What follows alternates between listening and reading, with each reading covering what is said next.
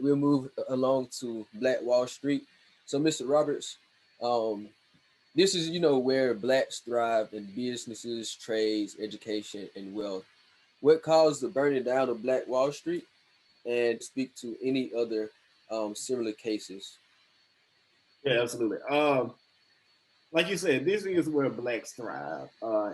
Back in those times, in the 1920s, the 1900s, and those times, it wasn't uh, likely for blacks to prosper, being that they had to go through a lot of racial discrimination, injustice, and everything of that nature.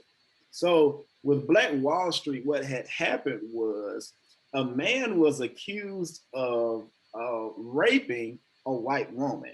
Whether it had been true or not, a man was accused. This was an accusation that he had raped a white woman. And the whites didn't want to wait for everything to play out and you go to the courts and he gets arrested and things like that. So what they did is they went where all the blacks were prospering and demolished their entire area, what they had built up. And it was hard for the blacks to overcome this because of how much racial discrimination was going on at the time. And it's important to know that over 300 people died and maybe 800 people were injured. Um, so yeah, like you said, this was a place people thrive. Whites seem to be jealous of this, so they said, "Let's go get them where it hurts the most." Uh, and even now, we should continue to try to come together because it's important to know that the blacks didn't do this on their own. They didn't make Black Wall Street on their own. They came together as a group and prospered as a group.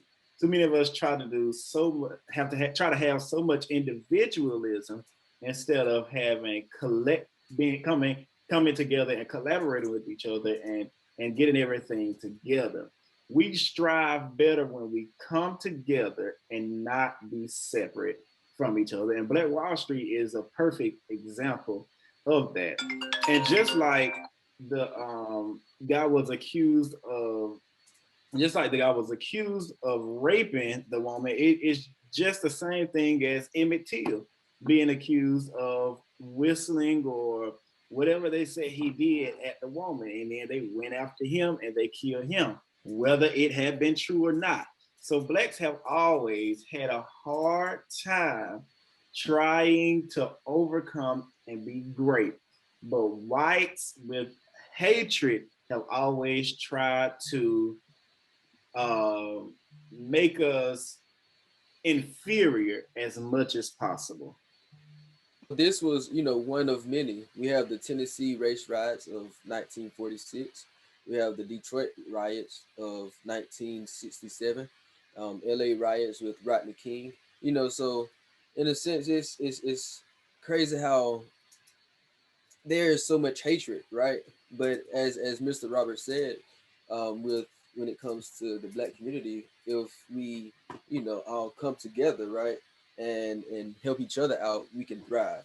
And yes, the hatred may still exist, but at the same time, we are still thriving, and we can just do our best that way. That's one way I see as we can get ahead. If we get right with our finances, if we learn financial literacy, right, and then start our own businesses, and then we won't have to rely on the other businesses that are out there. Mhm.